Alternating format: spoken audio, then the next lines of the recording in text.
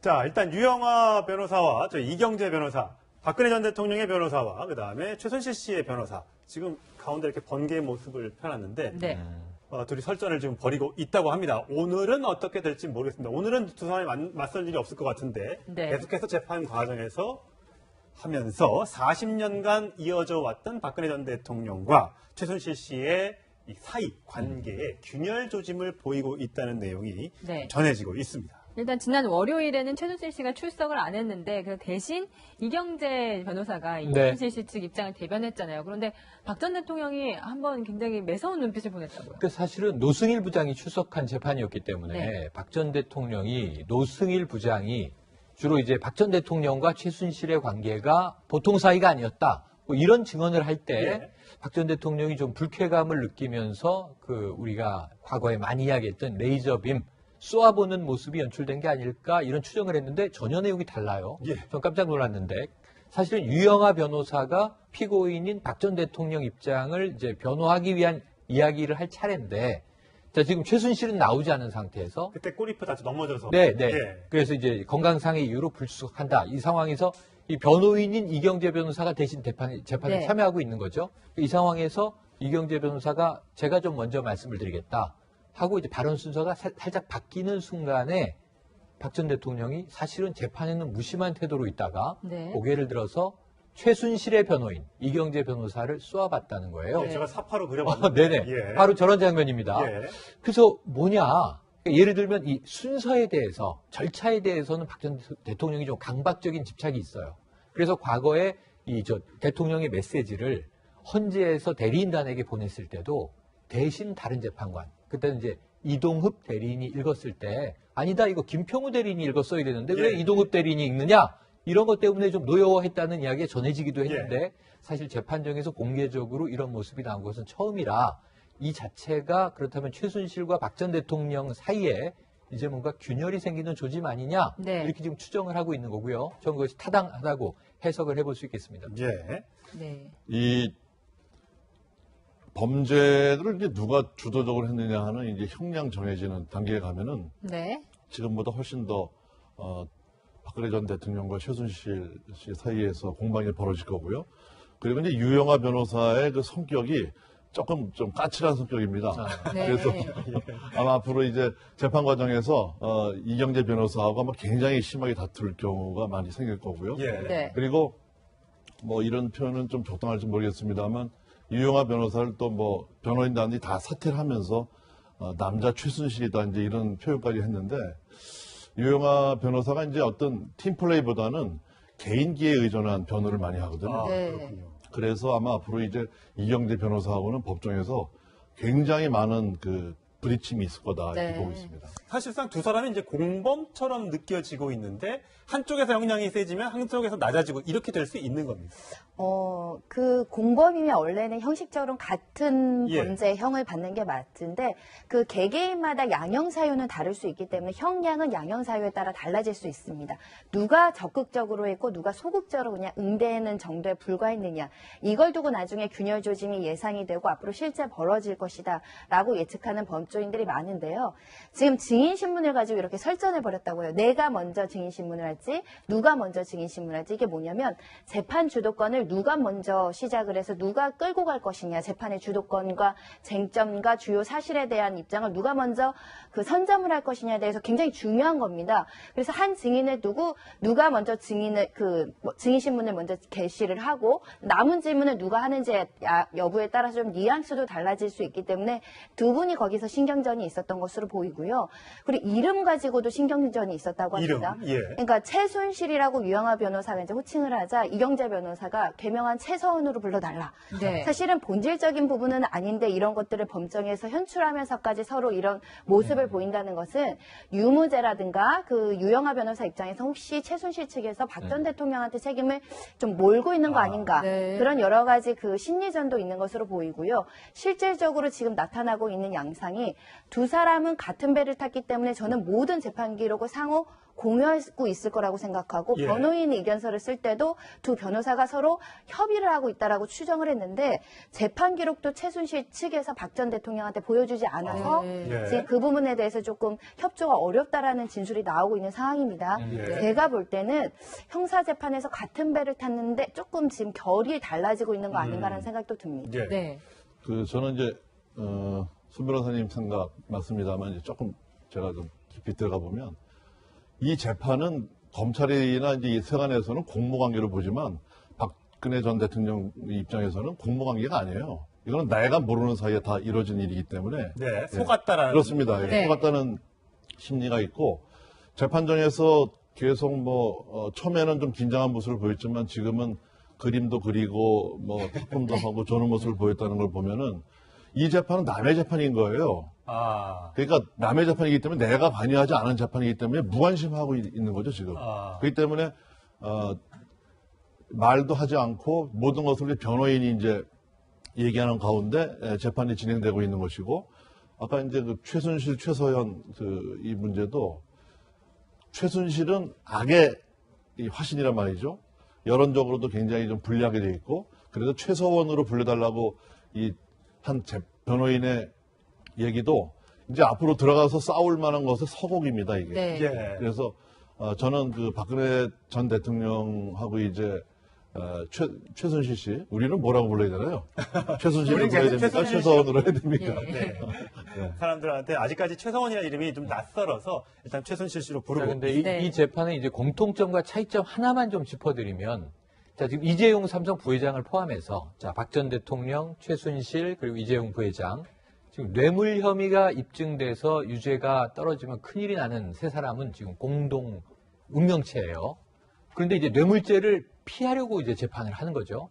근데 뇌물이 만약에 무혐의다, 이렇게 되는 순간, 형량은 뚝 떨어지지만, 박 전 대통령은 그래도 다른 유죄들을 피해가기 어려워요. 뇌물이 무죄가 돼도 강요가 걸려요. 그럼. 그렇네요. 그럼 네. 압박을 해서 강요를 한 거예요. 삼성은 어쨌든 강요받고 돈 냈다고 했으니까. 대신 공모자인 삼성의 이재용 부회장은 피해자로 이제 바뀌면서 풀려날 수 있는 겁니다. 뇌물 하나만 걸려 있습니다. 그리고 이 뇌물죄가 아니면은 자, 공무원인 대통령이 뇌물죄가 아니다? 그러면 최서원, 최순실은 그냥 무혐의가 되는 거예요. 뇌물 관련해서. 혜택을 받은 것을 국민들이 뻔히 알매도 불구하고. 하지만 박 전 대통령은 뒤집어 쓰는 거죠. 나만 강요죄야. 여기 또 블랙리스트, 이건 대통령하고 걸려 있죠. 그러니까 또 이 헌재에서 인정했던 여러 가지들, 죄과가 있죠. 18개 혐의 아닙니까? 네. 그래서 이게 다 지금 박 전 대통령만 처벌을 받는 거예요. 물론 뇌물죄가 빠지면 형량은 줄어들겠지만 이게 그래도 유죄로 판결날 가능성은 매우 높은 겁니다. 예. 네. 그럼 나머지는 다 피해가는 것이고 이런 상황에서 박 전 대통령이 그렇게 지금 녹록한 상황이 아니거든요. 네. 그래서 네. 그런데 지금 태도는 태평스러운 것은 매우 좀 비현실적인 상황이다. 저는 이렇게 봅니다. 예. 네. 그런 면에서 작년 말 최초에 이 사건이 공개가 되고 전개가 됐을 때 전체가 다 한 몸통인 것처럼 비춰졌던 게 이제 시간이 지나면서 각자 도생의 단계로 들어가는 것 같고요. 이제 오늘도 블랙리스트 재판이 진행 중입니다만 김기춘 전 실장이 과연 본인이 다 저거를 내용을 안고 가느냐 아니면 대통령의 지시로 일이 진행됐다고 진술을 하느냐도 한번 지켜볼 대목인 것 같습니다. 예. 박근혜 전 대통령이 법정에서 아까 잠깐 얘기를 했었지만 그림을 그린다고 해요. 메모를 이렇게 할 수는 있을 텐데 어떤 그림을 정확히 그렸다가 지운지는 잘 모르겠습니다만 어떤 심리 상태인지 참 궁금합니다. 네. 근데 이게 좀 이례적이라고 생각되실 수는 있겠는데 실제 법정에서 많이 있어 보신 분들은 사람 얘기를 몇 시간씩 들으면요 가끔 무료해지거나 다른 생각을 하게 되거나 진짜 그림을 그리는 경우가 시간이 있습니다. 잘 안 가는 경우들이 있고 특히 증인들이 나와서 핵심적인 진술들이 아니라 중원부원 사족들을 얘기하면서 시간을 끄는 경우도 많거든요. 그러다 보면 내가 할 수 있는 것은 정자세는 유지해야 되지만 앞에 메모지야 연필 또는 볼펜이 있거든요. 그럼 메모를 하거나 갑자기 집중하면서 들으면서도 손을 이렇게 움직이는 경우가 있어요. 예. 그게 이제 네. 그림 그리는 것처럼 보여질 수도 있어서 박 전 대통령이 특별한 심리 상태가 있어서 저렇게 그림을 그린다기보다는 네. 저 그림을 그릴 당시 증인으로 나온 사람이 노승일 부장이니까 첫 번째 그 사람의 진술을 자세히 듣고 싶진 않았을 겁니다. 회피하고 싶은 마음도 있을 거고 저 사람이 말이 진실이 아니라 허위 왜곡된 거고 나를 나를 괴롭히고 모함에 빠뜨리는 사람이기 때문에 저 얘기를 듣기 싫어서 뭐 그림 그리고 다른 생각을 하셨을 가능성도 있고요. 네. 두 번째는 몇 시간씩 그 자리에 앉다 보면은 그냥 손을 뭐 가만히 있기가 좀 애매하니까 손을 막 움직일 때가 있어요. 그래서 네. 그림을 그렸을 수도 있는데 아마도 제가 볼 땐 노승일 부장의 어떤 증언의 가치에 대해서 박 전 대통령은 높게 평가하지 않고 있고 집중할 이유를 모르겠고 그러다 보니까 시간이 무료했다라고 생각이 됩니다. 네, 저는 저희가 이게 좀 심각한 상황이에요. 네. 저는 이제 송 변호사님은 그냥 흔히 있는 일이다. 사실 방송 중에도 저는 옆에 패널분이 이렇게 그림 그리는 걸 본 적이 있어요. 네. 생방송 중인데 그래요? 지금 이런 상황인데 박정아 전 대변인은 깨끗하신데 이렇게 보니까 패널이 뭔가 그림을 그리고 계시네. 그러니까 낙서라고 하죠 우리가. 네. 네. 근데 여기서 하나는 메모 습관이 많은 분들은 끊임없이 필기를 합니다. 네. 그래야 생각이 잘 정리되고 말이 잘 나오는 분도 있고 또는 뭐 특정한 유형의 그림을 그리는 경우도 있을 수 있어요. 그것은 무료하다, 지루하다 이런 이제 의미로 받아들일 수 있는데 네. 여기서 그냥 그림을 그린 게 아니잖아요. 박 전 대통령의 이제 어제 행동을 다시 복기를 해보면 그림을 그립니다. 연필로. 지우개로 그걸 다시 지웁니다. 또 그리고 지웁니다. 예. 그럼 이게 지우개에 이렇게 날리잖아요. 예. 그걸 손으로 또 모아서 청소를 합니다. 예. 그리고 물티슈로 또 닦습니다. 네. 이거는 학창 시절에 아주 까다로운 좀 결벽적인 동료 네. 학생이 하는 예. 행동을 우리가 생각해 볼 수 있는데 이 상황이 만약 재판이 아니고 예능이라면 좀 이 캐릭터는 4차원이구나 5차원이구나 우리가 이렇게 부르는 건데 네. 박 전 대통령의 경우에는 우리가 그렇게 뭐 좀 이제 가벼운 상황이 아니니까 엄중한 상황이니까 자신의 세계가 있다. 네. 자신만의 세계가 있다. 이렇게 추정할 수 있거든요. 예. 그래서 너무 궁금한 게 심리학자나 정신분석자가 이 그림을 좀 봤으면 네. 그러니까 뭔가 좀 해석해낼 수 있는 여지가 예. 있을 텐데 그림이 뭔지는 전해지지 네. 않아서 그렇군요. 저희가 어떤 잠깐만요. 그림인지를 예. 못했는데요. 일단은 이 그림을 그리는 행동에 대해서는 어떻게 생각하는지 이 심리 전문가들에게 물어봤습니다. 함께 들어보시겠습니다. 변호인이 안심을 시켜주고 있는 부분들도 있는 거고, 명백하게 입증이 될 만한 잘못은 하지 않았다. 자기 아집 같은 것도 있는 거고. 현실이 너무 받아들이기 어려울 경우에는 회피하거나 현실을 왜곡하거나 부정하는 방어 기제를 발동을 할 수 있습니다. 네, 저희가 지금 이 시각에도 이 박근혜 전 대통령의 법정 모습이 전해지고 있는데요. 일단은 지우개가 달린 연필을 들고 계속 무언가를 적는데 그걸 또 이렇게 지우개로 지우면서 지우개 가루가 모이면은 또 털어내고 이런 행동을 계속하고 있다고 해요. 지금 이 시각에도. 글쎄, 예. 저는 이제 그거를 우리 최영일 선생님처럼 심각하게 볼 수 있는 4차원 세계를 가진 사람이다라고 볼 수도 있지만 제가 볼 때는 이게 굉장히 본인이 받아들이기 힘든 비현실적인 부분이거든요. 그러니까 재판에 몰입을 할 수가 없는 거예요. 그러니까 딴 일을 해야 되거든요. 그러니까 방어기죠. 자기 스스로를 딴 데로 몰기 위해서 낙서도 하고 뭐 그림도 그리고 또 무료하기도 하고 증인들의 얘기가 중언부언하기도 하고 자기 마음에 들지도 않고 하니까 써놨다가 뭘 썼다는 게 나중에 또 증거로 남으니까 그걸 지우는 거죠, 이제. 지우고 이제 털어내고 손을 또 이제 물티슈로 닦고 이러면은 시간이 가지 않습니까? 사실 저희도 뭐 기자 시절에 재판 방청할 때 보면은 한 2시간만 앉아 있으면 종이 쑤셔갖고 못 앉아있거든요. 근데 이게 하루 종일 뭐 식사 점심시간 빼놓고서는 그렇죠. 뭐 10시간 가까이 10시간 이렇게 있으면은 좀 보통 견딜 만한 힘든 일이 아닌데 특히 박근혜 전 대통령 같은 경우에는 여러 가지 부분에 대해서는 무죄라고 확신을 하고 있지 않습니까? 그러니까 증인들이나 이 변호인들 하는 얘기가 내가 지금 닥쳐있는 상황을 못 느끼는 거죠. 그건 내 얘기가 아닌 거란 말이죠. 그러니까 다른 일을 해야 되는 거예요. 그러니까 모든 부분에 대해서 아까 그 삼성 관련한 뇌물죄 부분도 그거는 통치행위라고 지금 이제 생각을 하고 있고 그다음에 최순실 씨와의 관계는 자기는 속았다는 입장이고 그러니까 모든 부분 블랙리스트 부분은 밑에 사람들이 알아서 한 부분이고 이러다 보니까 무죄인 재판정에 법정에 나와서 뭔가 소일거리를 해야 되니까는 그림을 그리고 지우고. 네. 네. 아직까지는 국민들의 어떤 눈높이함, 물론 재판이 진행되고 있습니다만 눈높이함은 좀 다른 모습인데 과거 지난 1월에도 박근혜 전 대통령은 기자회견에서 나도 무죄고 나와 관련된 모든 사람들은 다 무죄인 취지로 얘기한 적이 있습니다. 그 목소리 들어보시겠습니다. 저를 이렇게 도와줬던 분들이 사실은 뭐 이렇게 무슨 뇌물이나 뭐 이상한 거 뒤로 받고 그런 거는 하나도 그저 맡은 일 열심히 한다고 이렇게 쭉 그동안 해온 걸로 저는 알고 있고 또 그렇게 믿고 있는데 열심히 일하고 휴일도 없이 일하고 뭐 그렇다고 뒤로 무슨 이상한 거 받고 그런 거는 없는 분들인데도 어떻게 이런 데 이렇게 날려가지고 여러 가지 고초를 겪고 있는 모습을 보면서 또 굉장히 마음이 많이 아프고 그래서 요즘은 뭐 미소 지을 일조차도 별로 없습니다. 벌써 이 5개월 전의 얘기인데도 저는 저런 면이 조금 우려스럽고 걱정스러워요. 그러니까 아직 1심 재판이 끝나지 않아서 유무죄 판단을 하기는 좀 이른 시점이지만 어쨌든 탄핵이라는 과정은 있었잖아요. 그렇죠. 탄핵이라는 과정은 있었고 그 헌법재판소에서 판결이 있었는데 아직도 대통령께서 이렇게 탄핵 당하고 조기 대선이 있어서 있었던 일에 대해서 본인 스스로 이게 아까 수감 얘기도 나왔습니다만 저는 여전히 나는 아무 잘못도 없다라는 인식에서 조금 더 진전이 되지 않는 것 같아서 그게 좀 걱정스러운 면이고 저런 부분이 과연 앞으로 우리나라가 이제 안정화되는데 어떤 식으로 영향을 미칠런지 이런 면에서 한번 대통령께서도 지금이라도 왜냐하면 그 전에 쭉 보면은 여러 번 사실은 그 최순실 사태가 생기고 나서 이렇게까지 안 오고 수습할 수 있는 여러 과정들이 있었잖아요. 네. 그때마다 이제 잘못 해왔는데 지금이라도 조금 그에 대해서 다시 한번 좀 대통령께서 생각해 보셨으면 하는 생각이 좀 최순실이다 이제 이런 표현까지 했는데 유영아 변호사가 이제 어떤 팀플레이보다는 개인기에 의존한 변호를 많이 하거든요. 그렇군요. 그래서 아마 앞으로 이제 이경재 변호사하고는 법정에서 굉장히 많은 부딪힘이 있을 거다 이렇게 보고 있습니다. 사실상 두 사람이 이제 공범처럼 느껴지고 있는데 한쪽에서 형량이 세지면 한쪽에서 낮아지고 이렇게 될 수 있는 겁니다.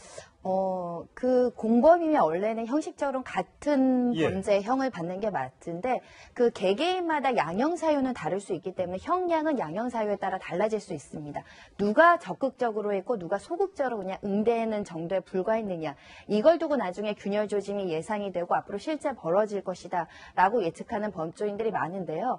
지금 증인 신문을 가지고 이렇게 설전해 버렸다고요. 내가 먼저 증인 신문을 할지 누가 먼저 증인 신문을 할지 이게 뭐냐면 재판 주도권을 누가 먼저 시작을 해서 누가 끌고 갈 것이냐 재판의 주도권과 쟁점과 주요 사실에 대한 입장을 누가 먼저 선점을 할 것이냐에 대해서 굉장히 중요한 겁니다. 그래서 한 증인을 두고 누가 먼저 증인 신문을 먼저 게시를 하고 남은 질문을 누가 하는지 여부에 따라서 좀 뉘앙스도 달라질 수 있기 때문에 두 분이 거기서 신경전이 있었던 것으로 보이고요.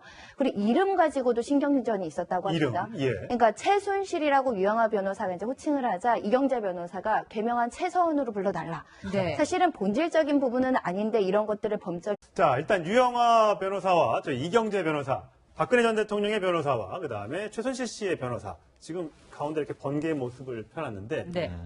둘이 설전을 지금 벌이고 있다고 합니다. 오늘은 어떻게 될지 모르겠습니다. 오늘은 두 사람이 맞설 일이 없을 것 같은데 네. 계속해서 재판 과정에서 하면서 40년간 이어져 왔던 박근혜 전 대통령과 최순실 씨의 이 사이 관계에 균열 조짐을 보이고 있다는 내용이 네. 전해지고 있습니다. 일단 지난 월요일에는 최순실 씨가 출석을 안 했는데 그 대신 이경재 변호사가 이 네. 최순실 씨 측 입장을 대변했잖아요. 그런데 박 전 대통령이 한번 굉장히 매서운 눈빛을 보냈다고요. 그 사실은 노승일 부장이 출석한 재판이었기 때문에 네. 박 전 대통령이 노승일 부장이 주로 이제 박 전 대통령과 최순실의 관계가 보통 사이가 아니었다. 뭐 이런 증언을 할 때 박 전 대통령이 좀 불쾌감을 느끼면서 우리가 과거에 많이 이야기했던 레이저빔 쏘아보는 모습이 연출된 게 아닐까 이런 추정을 했는데 전혀 내용이 달라요. 예. 전 깜짝 놀랐는데 사실은 유영아 변호사가 피고인인 박 전 대통령 입장을 이제 변호하기 위한 이야기를 할 차례인데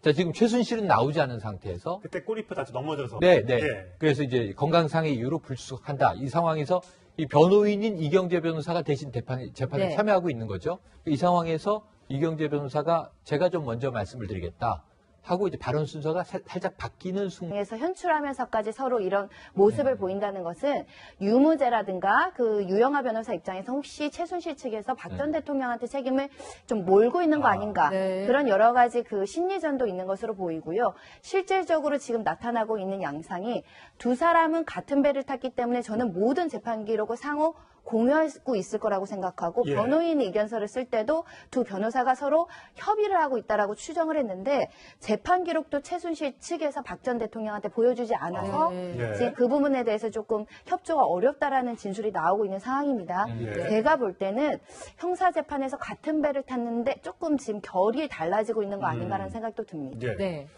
저는 이제 손 변호사님 생각 맞습니다만 이제 조금 제가 좀 깊이 들어가 보면 이 재판은 검찰이나 이제 이 세관에서는 공모관계로 보지만 박근혜 전 대통령 입장에서는 공모관계가 아니에요. 이거는 내가 모르는 사이에 다 이루어진 일이기 때문에 네, 속았다라는. 그렇습니다. 예, 네. 속았다는 심리가 있고 재판정에서 계속 처음에는 좀 긴장한 모습을 보였지만 지금은 그림도 그리고 작품도 하고 조는 모습을 보였다는 걸 보면은 이 재판은 남의 재판인 거예요. 아. 그러니까 남의 재판이기 때문에 내가 관여하지 않은 재판이기 때문에 무관심하고 있는 거죠 지금. 그렇기 때문에 말도 하지 않고 모든 것을 변호인이 이제 얘기하는 가운데 재판이 진행되고 있는 것이고 아까 이제 그 최순실, 최서현 이 문제도 최순실은 악의 이 화신이란 말이죠.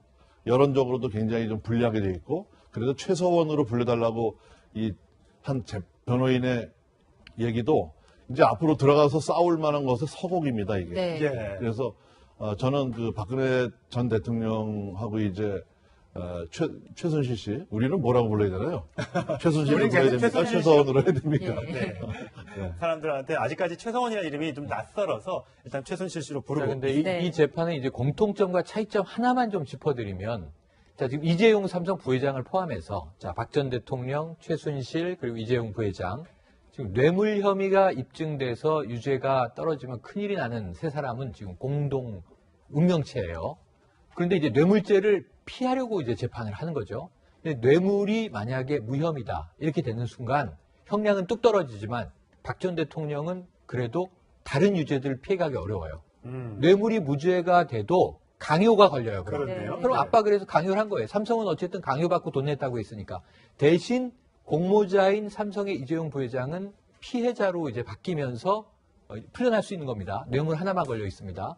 그리고 이 뇌물죄가 아니면은 자, 공무원인 대통령이 뇌물죄가 아니다? 그러면 최서원, 최순간에 박 전 대통령이 사실은 재판에는 무심한 태도로 있다가 네. 고개를 들어서 최순실의 변호인 이경재 변호사를 쏘아봤다는 거예요. 제가 사파로 그려봤는데. 네네. 예. 바로 저런 장면입니다. 예. 그래서 뭐냐. 예를 들면 이 순서에 대해서, 절차에 대해서는 박 전 대통령이 좀 강박적인 집착이 있어요. 그래서 과거에 대통령의 메시지를 헌재에서 대리인단에게 보냈을 때도 대신 다른 재판관, 그때는 이제 이동흡 대리인이 읽었을 때 아니다, 이거 김평우 대리인이 읽었어야 되는데 왜 예. 이동흡 대리인이 읽느냐? 이런 것 때문에 좀 노여워했다는 이야기가 전해지기도 했는데 사실 재판정에서 공개적으로 이런 모습이 나온 것은 처음이라 이 자체가 그렇다면 최순실과 박 전 대통령 사이에 이제 뭔가 균열이 생기는 조짐 아니냐? 네. 이렇게 지금 추정을 하고 있는 거고요. 저는 그것이 타당하다고 해석을 해볼 수 있겠습니다. 예. 네. 이 범죄를 이제 누가 주도적으로 했느냐 하는 이제 형량 정해지는 단계에 가면은 네. 지금보다 훨씬 더 박근혜 전 대통령과 최순실 씨 사이에서 공방이 벌어질 거고요. 그리고 이제 유영아 변호사의 그 성격이 조금 좀 까칠한 성격입니다. 네. 그래서 아마 앞으로 이제 재판 과정에서 이경재 변호사하고 아마 굉장히 심하게 다툴 경우가 많이 생길 거고요. 예. 네. 그리고 이런 표현은 좀 적당할지 모르겠습니다만 유영아 변호사를 또 변호인단이 다 사퇴를 하면서 남자